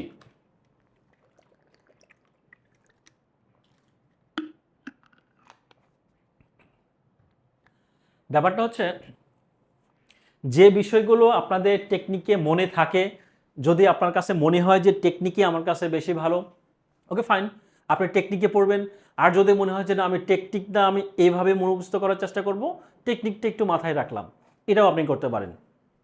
তো খেয়াল করি, আচ্ছা টেকনিকের কথা যেহেতু বললেন, আমি তাহলে এই বিষয়টা তাহলে টেকনিকের মাধ্যমে একটু পড়ানোর চেষ্টা করব, যে পূর্ণমাত্রা, অর্ধমাত্রা এবং মাত্রাহীন। তো এই বর্ণগুলো টেকনিকের মাধ্যমে কিভাবে মনে রাখা যায় একটু খেয়াল করে দেখব। খেয়াল করি, বর্ণের ওপর কোষী চিহ্নকে কি বলে, মাত্রা বলে। কোষী চিহ্নকে মাত্রা, তাহলে ধ্বনি এবং ব্যঞ্জনকে 3টি ভাগে ভাগ করা যায় মাত্রাগতভাবে, কি কি, একটা হচ্ছে পূর্ণমাত্রা, একটা হচ্ছে অর্ধমাত্রা এবং আরেকটা হচ্ছে মাত্রাহীন। তো পরীক্ষায় আসে যে পূর্ণমাত্রার বর্ণের সংখ্যা কয়টি, অর্ধমাত্রার সংখ্যা কয়টি এবং মাত্রাহীন বর্ণের সংখ্যা কয়টি, এই বিষয়গুলো কিন্তু পরীক্ষায় আসে এবং আমরা কিন্তু গোলায় যাই। তো যাই হোক, একজন বলেছিলেন যে স্যার অনেক কিছু রানী হোসাইন বলেছিলেন টেকনিকে মনে থাকে। তো আমি রানী হোসাইনের জন্য একটা টেকনিক আমি শেখাই দিই আজকে, যদিও হয়তো বা উনিও জেনে থাকবেন। খেয়াল করি, পূর্ণমাত্রা কি, আমরা কিন্তু জানি বাংলা বর্ণমালায় টোটালে ব্যঞ্জন বর্ণের সংখ্যা কয়টি, স্বরবর্ণ এবং ব্যঞ্জন বর্ণ টোটালে মিলে কয়টি, 50টি। তাহলে এখানে বলছে পরীক্ষায় আসে পূর্ণমাত্রার বর্ণ, অর্ধমাত্রা এবং মাত্রাহীন। তাহলে আমরা এইভাবে মনে রাখতে পারি যে একজন ব্যক্তির, যে পূর্ণবয়স্ক ব্যক্তি, যে তার কিন্তু 32টা দাঁত থাকে। বা কোনো দুই বোন যদি মারামারি লাগে, সাপোজ নর্মালি তো মেয়েরা বেশি মারামারি করে, তাই না? তো দুই বোন যদি মারামারি করে তাহলে কি হয়, এক বোন ছোট বোন বড় বোনকে বলে এক থাপ্পড় দিয়ে তোমার 32টা দাঁত ফালাই দেবো। ব্যাপারটা এরকম না? তো মজা করে কিন্তু এরকম বলে, যদিও তাদের 32টা দাঁত হয়েছে কিনা জানি না। তো যাই হোক, একজন পূর্ণবয়স্ক ব্যক্তির কিন্তু কয়টা দাঁত থাকে, 32টা দাঁত থাকে। তাহলে পূর্ণমাত্রার বর্ণ কয়টি আমরা জানলাম, পূর্ণমাত্রার বর্ণ হচ্ছে কয়টি, 32টি। পূর্ণমাত্রার বর্ণ হচ্ছে 32টি। তাহলে অর্ধমাত্রার বর্ণ কয়টি আছে, পরীক্ষায় আসে কিন্তু, খুবই পরীক্ষায় আসে যে অর্ধমাত্রার বর্ণ কয়টি। তাহলে সেটা আমরা কিভাবে মনে রাখবো, টেকনিকের কথা যদি বলি, যেহেতু দুই বোন মারামারি লাগছে, তো মারামারি লেগে একদম পূর্ণবয়স্ক ব্যক্তির 32টা দাঁত রয়েছে। তাহলে আমরা খেয়াল করি যে দাঁত কি, উপরের একটা পার্ট থাকে, একটা নিচের একটা পার্ট থাকে। তাহলে 32টা যদি দাঁত থাকে, তাহলে আপনি খেয়াল করুন তো, উপরে থাকে কয়টি, 16টি, নিচে থাকে কয়টি, 16টি। তাহলে টোটালে 32টা হয়ে গেল না, 32। তাহলে এই 16টির অর্ধেক কত হয়, 8 হয়। তাহলে এই অর্ধমাত্রার বর্ণ হচ্ছে 8টি, আমরা কিন্তু এভাবে মনে রাখতে পারি। অথবা অর্ধ বানানোর ক্ষেত্রে কি, স্বরেও স্বরে 8 বানান কি, স্বরেয়া 8 বানান হচ্ছে স্বরেয়া ট। এখানে যদিও স্বরেয়া নেই, স্বরেও রয়েছে, আপনি চাইলে এভাবেও কিন্তু মনে রাখতে পারেন, স্বরেও স্বরেয়া, তাই না? 8 বানানোর ক্ষেত্রে মনে রাখতে পারেন। কিংবা আপনি যদি মনে করেন যে 32টা, তার মানে উপরের পার্টে হচ্ছে 16টা, নিচের পার্টে 16টা, এই টোটালে 32। তাহলে 32 16 অর্ধেক হচ্ছে 8, তাহলে অর্ধমাত্রা 8টা। তাহলে আমরা টোটালে পেয়ে গেছি কত, 32 আর 8 কত হয়, 40। তাহলে টোটাল বর্ণ কতগুলো, 50টা। তাহলে বাকি থাকলো কয়টা, 10টা। সিম্পল। তার মানে বাকি যে থাকলো সেটাই হচ্ছে মাত্রাহীন বর্ণ, অর্থাৎ 32 আর 8 40 আর 10 হচ্ছে 50। এই টোটালে হচ্ছে 50টি বর্ণ। তাহলে আমরা জানলাম পূর্ণমাত্রার বর্ণ সংখ্যা হচ্ছে 32টি, অর্ধমাত্রার বর্ণ হচ্ছে 8টি এবং মাত্রাহীন বর্ণ হচ্ছে 10টি। আশা করি আপনারা বুঝতে পেরেছেন। ওকে, তো এই বিষয়টা আমি স্লাইডে একটু আপনাদেরকে দেখিয়ে দিয়েছি, একটু খেয়াল করব। 3টা ভাগে ভাগ করেছি, একটা হচ্ছে পূর্ণমাত্রা, তারপর হচ্ছে অর্ধমাত্রা, আর একটা হচ্ছে কি, মাত্রাহীন। তো এখন একটু খেয়াল করি, পূর্ণমাত্রার কথা আমি একটু আগে বলেছি 32টি। তো এখন এই যে 32টা, একজন পূর্ণবয়স্ক ব্যক্তির যে 32টা দাঁত, সেই 32টার মধ্যে স্বরবর্ণের আসলে কয়টা আর ব্যঞ্জন বর্ণের কয়টা, খেয়াল করি। এই 32টা হচ্ছে 6টি এবং 26টি, অর্থাৎ 6 26 এভাবে আমরা মনে রাখতে পারি।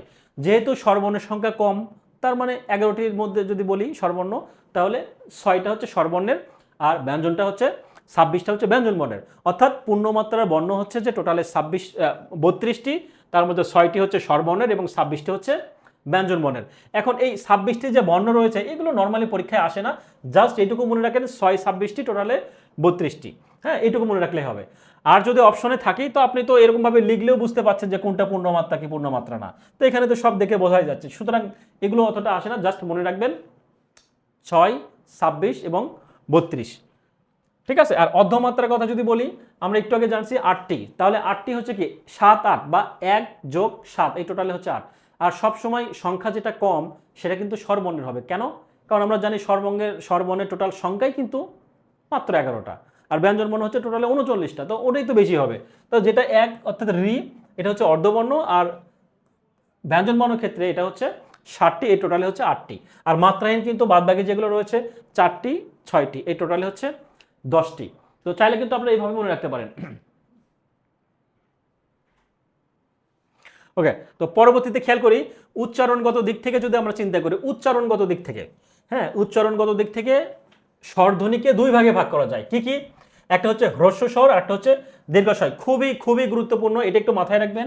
এটা পরীক্ষার জন্য খুবই গুরুত্বপূর্ণ, খুবই গুরুত্বপূর্ণ, পরীক্ষার জন্য খুবই গুরুত্বপূর্ণ। নর্মালি যদি এই অধ্যায় থেকে আসে, এরকম কিছু কিছু সিলেক্টিভ জায়গা থেকে কিন্তু প্রশ্ন হয়, তার মধ্যে এটা একটা জায়গা যেখান থেকে পরীক্ষা আসে। কিরকম এটা আমরা মনে রাখবো কিভাবে?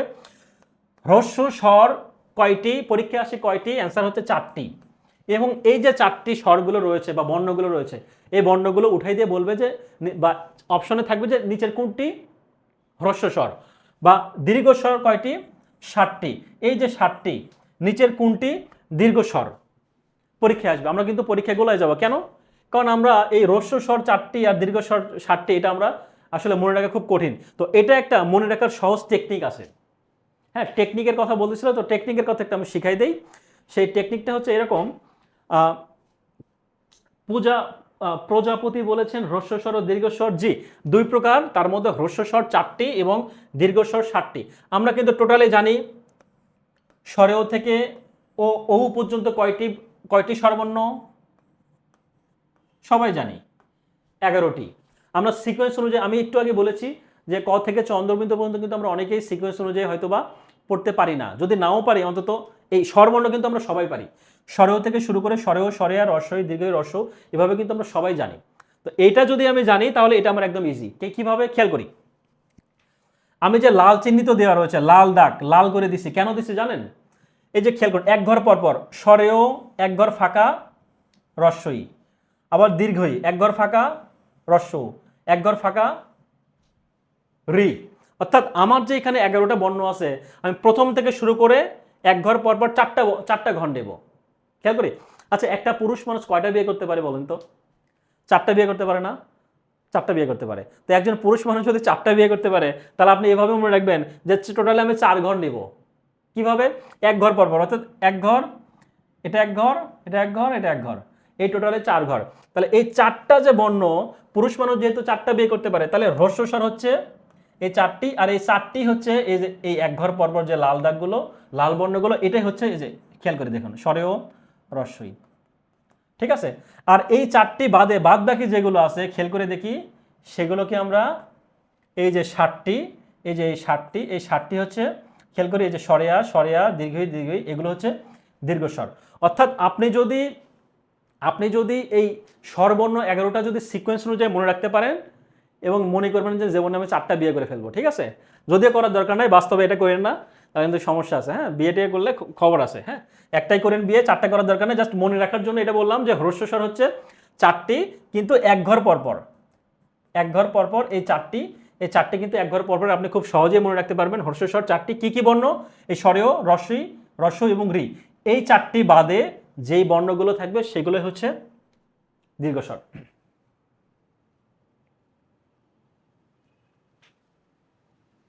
ওকে, যাই হোক, আশা করি সবাই বুঝতে পেরেছেন। আর আমি মজা করে কিন্তু বলছিলাম, এই কথাগুলো কিন্তু আসলে কেউ সিরিয়াসলি নেওয়া যাবে না। জাস্ট আমি মজা করে ফান আকারে পড়ালেখার চেষ্টা করছিলাম, বা এভাবে মনে রাখার চেষ্টা করছিলাম। ঠিক আছে।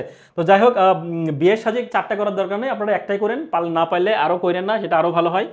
হ্যাঁ, না করলে আরও ভালো। তো যাই হোক, এখন কথা হচ্ছে যে গঠনগত দিক থেকে কি কি, এটা একটু দেখার চেষ্টা করব। খেয়াল করি, খেয়াল করি। হ্যাঁ,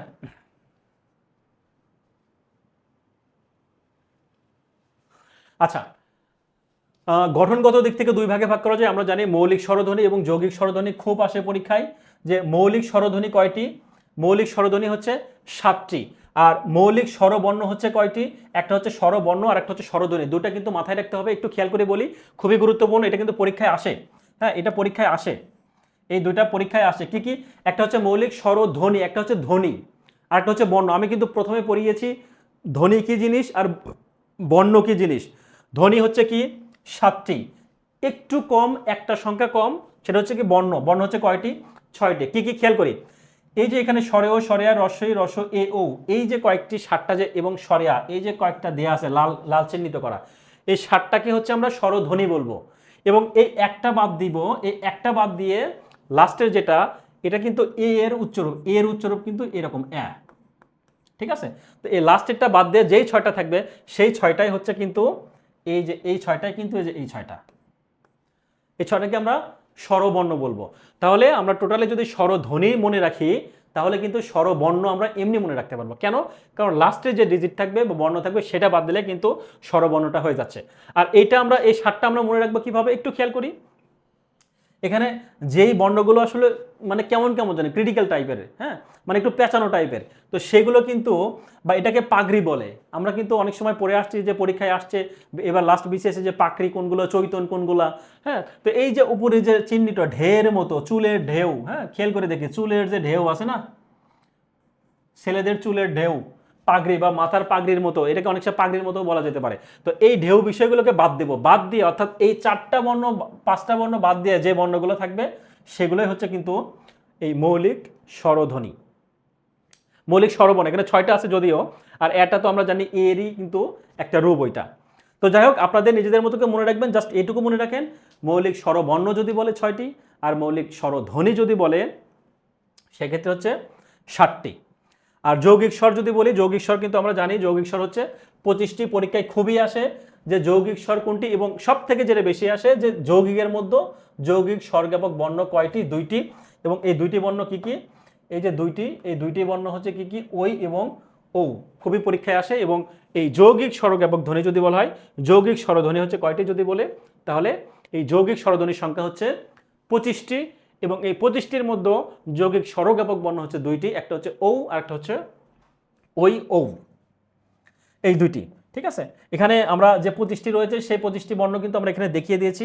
এগুলো মূলত হচ্ছে কি, যে পাশাপাশি 2টি স্বরধ্বনি থাকলে দ্রুত উচ্চারণের সময় তা কিন্তু একটি স্বর সংযুক্ত স্বরধ্বনির রূপে উচ্চারিত হয়। অর্থাৎ এই 2টা মিলে কিন্তু ধরুন এখানে স্বরেয় এবং এ রয়েছে, এই 2টা মিলে কিন্তু অয় বা নয়, যদি বলি নয়, এখানে কিন্তু একটা নয়ের সাথে স্বরেয় এবং এ যুক্ত হয়ে কিন্তু কি হয়েছে, নয় নয় উচ্চারণ হয়েছে। অর্থাৎ 2টা ধ্বনি কিন্তু একরকম উচ্চারিত হয়। তো এটাই মূলত বোঝানো হয়েছে। যাই হোক, এই উদাহরণগুলো একটু দেখে নেবেন। আর লাস্ট যেটা, এই যে 19 নাম্বার এবং এই 20 নাম্বার, যেটা আমরা বলেছি যে এই যে ও এবং ওই, এই দুটো একটু মাথায় রাখবো, এবং এগুলো কিভাবে ভেঙে লেখা যায় সেই বানানটা একটু খেয়াল করবো। এটা পরীক্ষা কিন্তু খুবই আসে। ঠিক আছে? এই বিষয়টাই নিচে বলা হয়েছে, পরীক্ষার জন্য খুবই গুরুত্বপূর্ণ। আচ্ছা, তো আমরা স্বরধ্বনির উচ্চারণ স্থান নিয়ে একটু কথা বলবো। স্বরধ্বনির উচ্চারণ স্থান যেটা পরীক্ষার জন্য খুব গুরুত্বপূর্ণ এবং খুবই গুরুত্বপূর্ণ, এবং আমরা পরীক্ষায় একদম ভুল করি এবং না বুঝে কিন্তু অনেক সময় অ্যান্সার করে থাকি।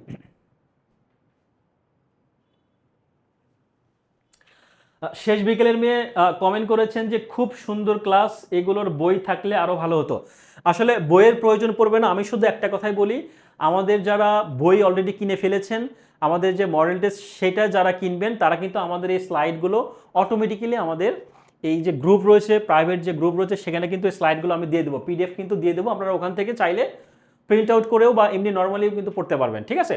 তো খেয়াল করি স্বরধ্বনির উচ্চারণ স্থান কি কি রয়েছে, এটা একটু মাথায় রাখবো। এখানে জিভের উচ্চতা, জিভের অবস্থান, ঠোঁটের উন্মুক্তি। তো নর্মালি যেটা আছে সম্মুখ, মধ্য এবং পশ্চাৎ, এটা একটু মাথায় রাখবো। সম্মুখের মধ্যে কি রয়েছে, এখানে যে বর্ণগুলো রয়েছে সবগুলো কিন্তু স্বরধ্বনি। স্বরধ্বনি কয়টি? 11টি, আমরা সবাই জানি, তাই না? স্বরধ্বনি, স্বরবর্ণ হচ্ছে 11টি, স্বরবর্ণ 11টি, এবং স্বরধ্বনি হচ্ছে কয়টি? মৌলিক স্বরধ্বনি হচ্ছে 7টি এবং মৌলিক স্বরবর্ণ হচ্ছে 6টি। তো এখানে একটু খেয়াল করব যে স্বরধ্বনির উচ্চারণ স্থানগুলো আসলে কীরকম, এটা একটু দেখার চেষ্টা করব। তো এখানে যে বর্ণগুলো রয়েছে একটু আমি উদাহরণগুলো দেখি। আচ্ছা, পরীক্ষায় যদি আসে যে জিভের উচ্চতা অনুযায়ী, যদি আসে যে জিভের উচ্চতা অনুযায়ী, এটা হচ্ছে জিভের উচ্চতা, জিভের উচ্চতা অনুযায়ী নিম্ন মধ্য স্বরধ্বনি কোনটি, তাহলে আমরা কিভাবে অ্যান্সার করব? এটা হচ্ছে জিভের উচ্চতা অনুযায়ী যে নিম্ন, এই যে মধ্য, মধ্য স্বরধ্বনি কোনটি? অ্যান্সার হচ্ছে সরেয়া। বা যদি বলে যে জিভের উচ্চতা অনুযায়ী উচ্চ মধ্য পশ্চাৎ স্বরধ্বনি কোনটি, তাহলে জিভের উচ্চতা অনুযায়ী উচ্চ মধ্য, এই যে পশ্চাৎ মানে কি, এই যে শেষে, তার মানে এটার হচ্ছে ঘরে এই যে এটা, অ্যান্সার হচ্ছে ও। কিন্তু যদি বলে জিভের উচ্চতা অনুযায়ী উচ্চ মধ্য সম্মুখ স্বরধ্বনি কোনটি, তাহলে অ্যান্সার হচ্ছে এই যে এ। তো আপনি যখন এই সবটা মাথার মধ্যে নেবেন তখন কিন্তু আপনি পরীক্ষায় একদম খুব ইজিলি চোখ বন্ধ করে কিন্তু সবগুলো সঠিক সুন্দরভাবে অ্যান্সার করতে পারবেন। বা যদি বলা হয় যে ঠোঁটের উন্মুক্ত অনুযায়ী সংবৃত সম্মুখ স্বরধ্বনি কোনটি, তাহলে ঠোঁটের উন্মুক্তি অনুযায়ী এটা হচ্ছে সংবৃত সম্মুখ, সম্মুখটা যে এই যে, তাহলে সম্মুখ স্বরধ্বনি, এটা অ্যান্সার। তো এভাবে কিন্তু আপনি চাইলেই খুব সহজেই সবগুলোর অ্যান্সার করতে পারবেন। তো যাই হোক, পরবর্তীতে একটু খেয়াল করি যে উচ্চারণ স্থান অনুযায়ী স্বরবর্ণের নাম, এটা কিন্তু আমরা একটু মাথায় রাখবো যে উচ্চারণ স্থান অনুযায়ী স্বরবর্ণের নাম। কণ্ঠবর্ণ, কণ্ঠ মানে কি, যেটা আসলে একদম গলার এই ভেতর থেকে যেটা আসবে, একদম নিচ থেকে যেটা আসবে, সেটাকে আমরা কণ্ঠবর্ণ বলবো। তো আমরা নর্মালি এই বিষয়টা একটু মাথায় রাখার চেষ্টা করব, সেটা যে কোনোভাবে হোক একটু মাথায় রাখবেন, পরীক্ষায় কিন্তু আসবে। কণ্ঠবর্ণ কোনগুলো? স্বরেয়, স্বরেয়া। আপনি একটু মাথায় রাখবেন যে স্বরেয়, স্বরেয়া, রস্বই, দীর্ঘই, রস্ব, এগুলো কিন্তু সিকোয়েন্স অনুযায়ী দেওয়া আছে। এখানে যে 11টা যে স্বরবর্ণ, আমরা জানি যে টোটালি স্বরবর্ণ 11টা, একদম সিরিয়াল, দুইটা করে। কি কি? স্বরেয়, স্বরেয়া, রস্বই, দীর্ঘই, রস্ব, দীর্ঘ, রি, এখানে শুধু একটা, এ, ওই, ও। তো এভাবে কিন্তু আপনি মনে রাখতে পারলেন। তাহলে আমরা এখন এটা একটু মনে রাখেন যে কোনটা কার মধ্যে পড়বে। আপনি যদি এইভাবে চিন্তা করেন, কণ্ঠবর্ণ হচ্ছে স্বরেয়, স্বরেয়া, তালব্য বর্ণ রস্বই, দীর্ঘই, ওষ্ঠবর্ণ হচ্ছে রস্ব, দীর্ঘ। যদিও ওষ্ঠবর্ণ মানে কি, রস্যউ, ঠোঁটের মাধ্যমে, ওষ্ঠ মানে কি ঠোঁট, অর্থাৎ ওষ্ঠ বলতে আমরা ঠোঁট বুঝি। যেরকম যদি আমরা ওষ্ঠবর্ণ কি, যদি ব্যঞ্জন বর্ণের কথা যদি প, ফ, ব, ভ, ম, এগুলো হচ্ছে কি ওষ্ঠ। আর স্বরবর্ণের কথা যদি বলি তাহলে হচ্ছে রস্যউ, দীর্ঘ, এগুলো হচ্ছে ওষ্ঠবর্ণ। এরকম তালব্য মূর্ধন্য বর্ণ, ঋ, কণ্ঠ তালব্য বর্ণ, কণ্ঠ ওষ্ঠবর্ণ। তো এগুলো একটু মনে রাখার চেষ্টা করবেন। ওকে, তো এখন বিভিন্ন মাধ্যম অনুযায়ী প্রকারভেদ, এটা একটু খেয়াল করব। আমরা একটু আগে যে ছক দেখলাম যে জীবের অবস্থান, জিহ্বার অবস্থান বা জিহ্বার অবস্থান অনুযায়ী 3 ভাগে ভাগ করা হয়েছে। খেয়াল করি, জিহ্বার অবস্থান অনুযায়ী 3 ভাগে ভাগ করা। কি কি? সম্মুখ স্বরধ্বনি, পশ্চাৎ স্বরধ্বনি এবং কেন্দ্রীয় স্বরধ্বনি। খেয়াল করে দেখতে পাচ্ছি সম্মুখ স্বরধ্বনি, পশ্চাৎ স্বরধ্বনি, কেন্দ্রীয় স্বরধ্বনি। একটু ছকটা একটু দেখি। এই যে জিভের উচ্চারণ অনুযায়ী 3 ভাগে। কি কি? জীবের অবস্থান অনুযায়ী 3 ভাগে। একটা হচ্ছে কি যে সম্মুখ স্বরধ্বনি, মধ্য স্বরধ্বনি, পশ্চাৎ স্বরধ্বনি। ঠিক আছে, তারপর কি বলছে? কেন্দ্র, জিভের উচ্চতা, জিভের অবস্থান অনুযায়ী হচ্ছে সম্মুখ, পশ্চাৎ আর কেন্দ্রীয়। আচ্ছা, সম্মুখ, পশ্চাৎ, কেন্দ্রীয়, তাহলে সম্মুখ, পশ্চাৎ, কেন্দ্রীয় বা মধ্য, যেটাই আমরা বলি কেন্দ্রীয় বা মধ্য। আচ্ছা, পরে যদি বলা হয় যে জিহ্বার উচ্চতা অনুযায়ী কয় ভাগে? 4 ভাগে। উচ্চ ধ্বনি, উচ্চ মধ্য, নিম্ন মধ্য, নিম্ন মধ্য। উচ্চ, উচ্চ মধ্য, নিম্ন মধ্য, নিম্ন নিম্ন। তো এগুলো হচ্ছে জীবের অবস্থান অনুযায়ী, জিহ্বার উচ্চতা অনুযায়ী এটা। আর ওষ্ঠের আকৃতি অনুযায়ী যদি বলা হয় মৌলিক স্বরধ্বনিকে 4 ভাগে ভাগ করা যায়। কি কি? সংবৃত, অর্ধসংবৃত, অর্ধবিবৃত, বিবৃত। খেয়াল করি, এই যে সংবৃত, অর্ধসংবৃত, অর্ধবিবৃত, বিবৃত। এখন এইগুলোর মধ্যে এই যে বর্ণগুলো রয়েছে এগুলো কিন্তু এখানে অ্যাড করে দেওয়া আছে। সংবৃতের মধ্যে কি কি বর্ণ রয়েছে? এটা একটা, এটা একটা। অর্ধ সংবৃতের মধ্যে এই দুইটা, অর্ধবিবৃতের মধ্যে কিন্তু আবার এই দুইটা। তো আপনি যদি এই ছকটা যদি ভালোভাবে পড়েন, এই ছকটা ভালোভাবে দেখে তারপরে আপনি এই পরবর্তী যে বিষয়গুলো রয়েছে এগুলো একটু দেখবেন, তাহলে আপনার জন্য মনে রাখতে সুবিধা হবে। এই সংবৃতের মধ্যে কি, এই যে দুইটা বর্ণ রয়েছে, অর্ধ সংবৃতের মধ্যে এ ও, অর্ধবিবৃতের মধ্যে এই দুইটা, বিবৃতের মধ্যে সরেয়া। তো এই বিষয়গুলো কিন্তু এই ছক আকারে দেওয়া রয়েছে। এই যে বিবৃতের মধ্যে একটা, এই যে সরেয়া। হ্যাঁ, তো এই বিষয়গুলো কিন্তু সুন্দরভাবে সাজিয়ে দেওয়া রয়েছে, আশা করি বুঝতে পারবেন। আচ্ছা, আনুনাসিক স্বরধ্বনিটা কি? আনুনাসিক স্বরধ্বনি হচ্ছে 60টি, মৌলিক স্বরধ্বনিও কিন্তু এই 60টি, এটা মাথায় রাখতে হবে। শুধুমাত্র আনুনাসিক স্বরধ্বনির ক্ষেত্রে সবসময় চন্দ্রবিন্দু। তো আপনি যদি মৌলিক স্বরধ্বনির কথা চিন্তা করেন, মৌলিক স্বরধ্বনি কয়টি? 60টি। মৌলিক স্বরবর্ণ কয়টি? 6টি। একটা বাদ যাবে, সেই একটা বাদ কোনটা? এই যে এটা বাদ যাবে, লাস্টের এটা বাদ যাবে, সেটা হচ্ছে স্বরবর্ণ। আর স্বরধ্বনি হচ্ছে 60টি, এটা আমরা জানি। কিন্তু এই আনুনাসিক স্বরধ্বনি, ওই মৌলিক স্বরধ্বনিগুলোই শুধু মাঝখান থেকে এই উপরে একটা চন্দ্রবিন্দু ব্যবহৃত হবে, সবগুলোর সাথে একটা চন্দ্রবিন্দু হবে। ঠিক আছে, এটা একটু মাথায় রাখতে হবে। আর অর্ধ স্বরধ্বনির কথা যদি বলা হয়, অর্ধ স্বরধ্বনি হচ্ছে কয়টি? 4টি। রস্বই, রস্ব, এ এবং ও, তো এখন গুরুত্বপূর্ণ কিছু যুক্তবর্ণ রয়েছে। আমার এখানে যে স্লাইডগুলো রয়েছে, আমি সময় খুব কম, একটু পরে আমাদের ম্যাথ ক্লাস রয়েছে 9টা থেকে। তো আমি চেষ্টা করছি যে এই বিষয়গুলো আমি আপনাকে আলাদাভাবে বোঝানোর কিছু নেই, জাস্ট আপনি একটু এই বিষয়গুলো দেখে নেবেন। এই যে যুক্তবর্ণগুলো রয়েছে, এই যুক্তবর্ণগুলো কিন্তু পরীক্ষার জন্য খুবই গুরুত্বপূর্ণ। বিশেষ করে আমি যদি একটু দাগাই দেই, এটা একটা দুত্তক্ষ, তো এই বিষয়গুলো কিন্তু গুরুত্বপূর্ণ পরীক্ষার জন্য, ঠিক আছে। তারপর যদি বলি বর্গীয় জ ইয়, এটা উষ্ণর মূর্ধন্যস্ব মূর্ধন্য, এগুলো হচ্ছে খুবই গুরুত্বপূর্ণ, যেগুলো পরীক্ষায় আসলে খুবই আসে। হ্যাঁ, তারপরে যদি বলি ইয় ছ, হ্যাঁ, এই বিষয়গুলো কিন্তু পরীক্ষার জন্য গুরুত্বপূর্ণ। এই যে হ মূর্ধন্য, আমরা অনেকেই মনে করি এটা হয়তোবা, কি হয়ের সাথে দন্তন্য, বাট এটা কিন্তু হয়ের সাথে মূর্ধন্য, খুবই গুরুত্বপূর্ণ। অপরাঙ্গ বানানোর ক্ষেত্রে খেয়াল করবো আমরা, এটা পরীক্ষায় আসে। হ্যাঁ, ব্রাহ্মণের হ যোগ ম, এটা কিন্তু পরীক্ষায় আসে। তো এই বিষয়গুলো অবশ্যই গুরুত্ব সাগরে দেখবেন এবং মনে রাখার চেষ্টা করবেন। আমি আর ওভাবে পড়াচ্ছি না, জাস্ট দেখাই দিলাম। এখন কয়েকটা প্রশ্ন রয়েছে যেগুলো আসলে প্র্যাকটিস পার্টের মধ্যে পড়ে, একটু আমাদের মোটামুটি কয়েক মিনিট সময় আমরা একটু দেখব।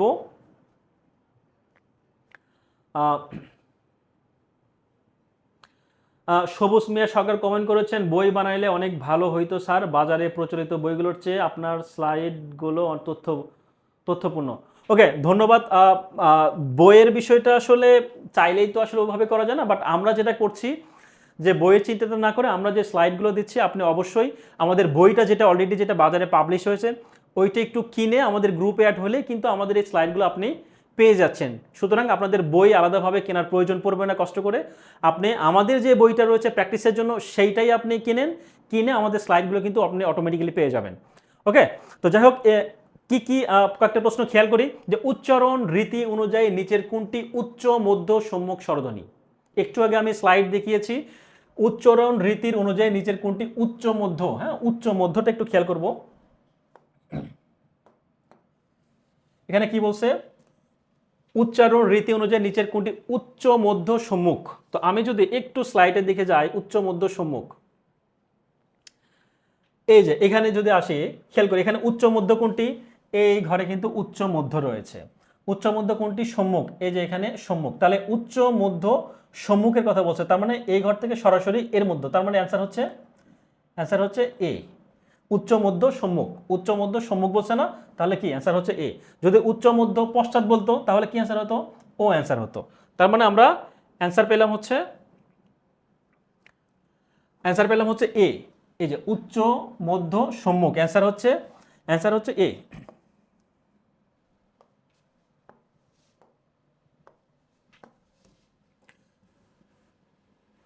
আচ্ছা, এই অ্যান্সার হচ্ছে ঘ নাম্বারটা, এ।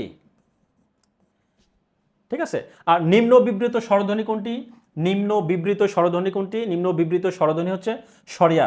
তো আমি স্লাইড দেখাচ্ছি না, আপনারা কিন্তু এই স্লাইডে যে ছকটা দেওয়া রয়েছে ওই ছকটা একটু বুঝিয়ে পড়বেন, তাহলে কিন্তু এগুলো অ্যান্সার সহজেই করতে পারবেন।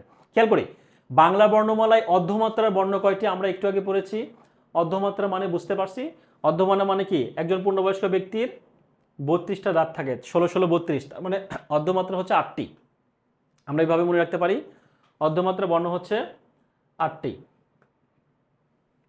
আর পূর্বাঙ্গ বানানটিতে ব্যবহৃত হয়েছে কি কি, এই হয়ের সাথে যে রয়েছে এই বর্ণটা আসলে কি কি, হয়ের সাথে যে বর্ণটা রয়েছে সেই বর্ণটা আসলে কি, এটা আসলে মূর্ধন্য নাকি আসলে দন্তন্য।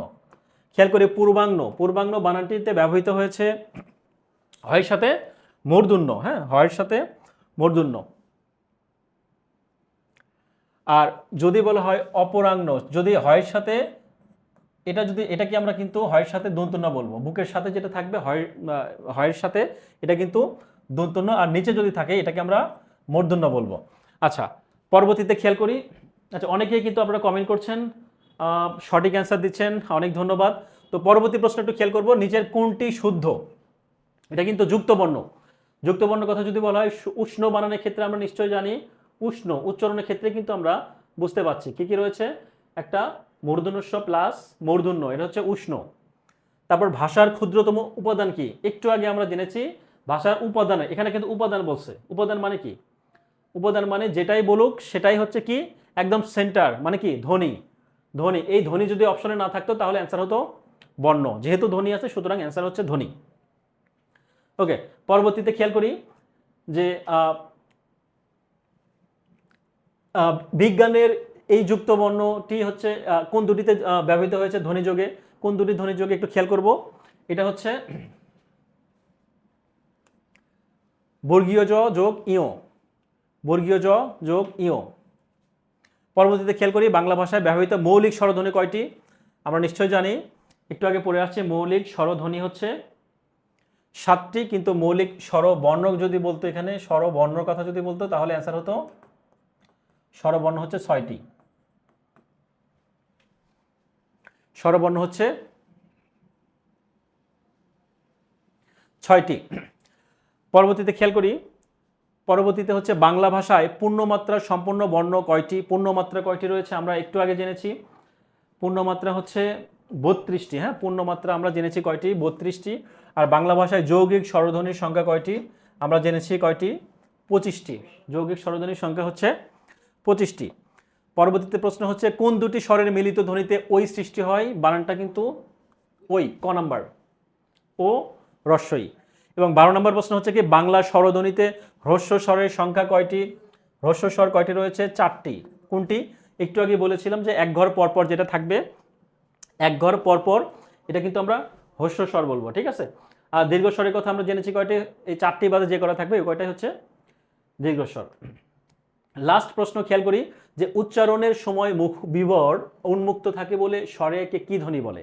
এটা হচ্ছে বিবৃত স্বরধ্বনি, যেটা আমরা ছকের মাধ্যমে কিন্তু আপনাদেরকে দেখিয়ে দিয়েছি। ওকে, তো নেক্সট, যাই হোক আমাদের ক্লাস মোটামুটি শেষ। আশা করি আপনারা কষ্ট করে আমাদের ক্লাসটি দেখেছেন, এটা আমি বিশ্বাস করি। তো আশা করি আপনারা দেখেছেন এবং উপকৃত হবেন। তো পরবর্তী ক্লাস কিন্তু আমাদের যে রুটিন রয়েছে, আপনি কিন্তু সেই রুটিন মোতাবেক আমাদের ক্লাসগুলো যথাসময়ে পেয়ে যাবেন। আর আরেকটা একটু আপডেট দিয়ে নেই, আজকে কিন্তু আমাদের বাংলার জন্য বলি, বাংলাতে কিন্তু আমাদের বাংলা সাবজেক্টের পরীক্ষা রয়েছে, বাংলা এবং একই সাথে ম্যাথ কিন্তু আপনাদের পরীক্ষা রয়েছে। যারা আমাদের বইটা কিনেননি অবশ্যই বইটা কিনে আমাদের যে প্রাইভেট পেজ রয়েছে, গ্রুপ রয়েছে, সেখানে যুক্ত হয়ে পরীক্ষার প্রসেসগুলো সবগুলো জেনে নেবেন। তো আজকে এই পর্যন্ত থাকবে, ভালো থাকবেন সবাই, সুস্থ থাকবেন। আসসালামু আলাইকুম।